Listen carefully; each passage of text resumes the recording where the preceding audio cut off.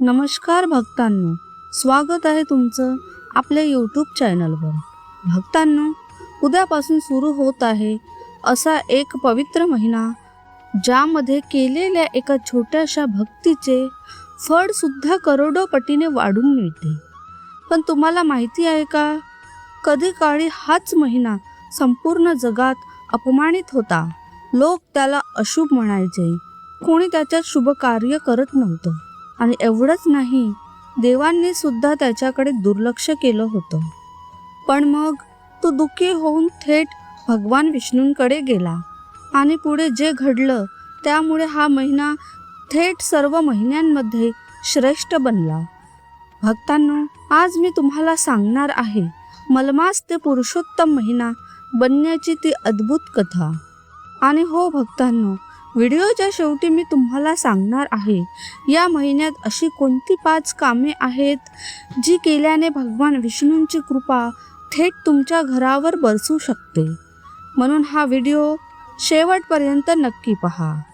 भक्तांनो, आपल्या हिंदू धर्मात प्रत्येक गोष्टीमागे विज्ञान आणि अध्यात्म दोन्ही दडलं आहे.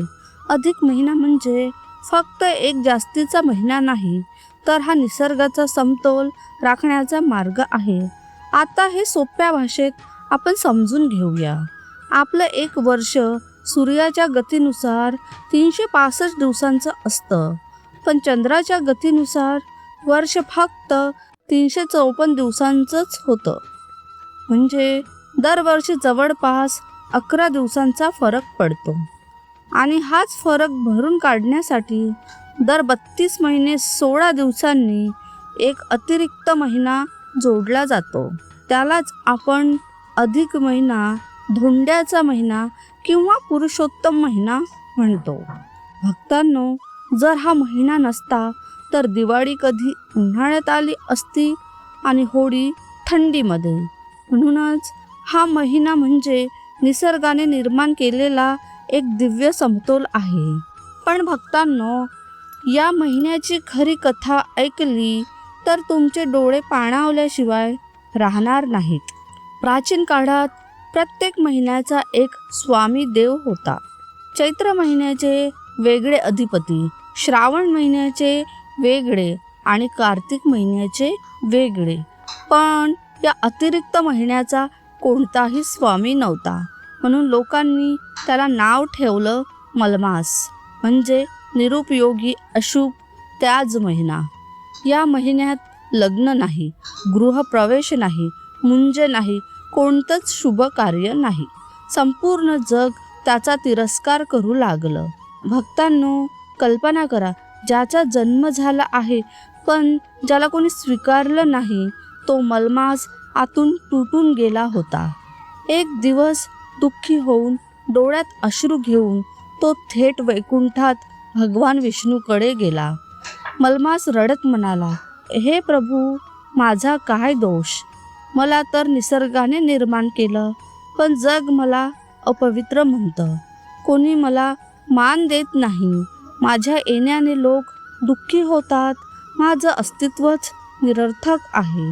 भक्तांनो, त्यावेळी मलमासाची व्यवस्था पाहून स्वतः भगवान विष्णूंचे डोळेसुद्धा भरून आले. भगवान विष्णूंनी मलमासाचा हात धरला आणि त्याला घेऊन ते गोलोकात भगवान कृष्णांकडे गेले. भगवान विष्णू म्हणाले, हे कृष्णा, या महिन्यावर अन्याय झाला आहे. याला कोणी स्वीकारत नाही. तुम्हीच याला न्याय द्या.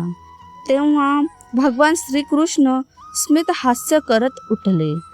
संपूर्ण गोलोकात दिव्य प्रकाश पसरला आणि श्रीकृष्ण म्हणाले, आजपासून हा महिना मलमास राहणार नाही. मी माझं सर्वश्रेष्ठ नाव पुरुषोत्तम या महिन्याला देत आहे. आजपासून हा महिना पुरुषोत्तम महिना म्हणून ओळखला जाईल. आणि जो भक्त या महिन्यात भक्ती करेल, नामस्मरण करेल, दान धर्म करेल, त्याला करोडो पटीने पुण्य प्राप्त होईल. भक्तांनो, त्या दिवसापासून हा महिना सर्व महिन्यांमध्ये श्रेष्ठ मानला जाऊ लागला. भक्तांनो, हा महिना फक्त पूजा करण्याचा नाही, तर स्वतःला बदलण्याचा काळ आहे. या महिन्यात काही गोष्टी आवर्जून करा. रोज सकाळी आणि रात्री ओम नमो भगवते वासुदेवाय या मंत्राचा जप करा. दररोज सकाळ आणि संध्याकाळी तुळशीपाशी दिवा लावा. गरिबांना अन्नदान करा, वस्त्रदान करा आणि शक्य असल्यास धोंड्याचं दान करा. रोज भगवद्गीतेचा एक अध्याय जरी वाचला तरी मनाला अद्भुत शांती मिळते. तसेच भक्तांनो, राग, खोटं बोलणं, अपशब्द, दुसऱ्यांचा द्वेष या गोष्टींपासून दूर राहा. भक्तांनो, जीवनात प्रत्येकाला कधी ना कधी अपमान सहन करावा लागतो, पण लक्षात ठेवा, ज्याला संपूर्ण जगाने नाकारलं त्यालाच भगवान कृष्णांनी सर्वश्रेष्ठ बनवलं. म्हणून कधीही स्वतःला कमी समजू नका. कदाचित भगवान तुमच्यासाठीही काहीतरी मोठं ठरवत असतील. उद्यापासून सुरू होणारा हा पवित्र पुरुषोत्तम महिना तुमच्या जीवनात सुख, शांती आणि समृद्धी घेऊन येवो, हीच भगवान विष्णूंच्या चरणी प्रार्थना. कमेंटमध्ये नक्की लिहा जय श्रीकृष्ण. आणि व्हिडिओ आवडला असेल तर लाईक, शेअर आणि चॅनलला सबस्क्राईब करायला विसरू नका. पुन्हा भेटू अशाच एका अद्भुत आणि रहस्यमय कथेसह. तोपर्यंत राधे राधे.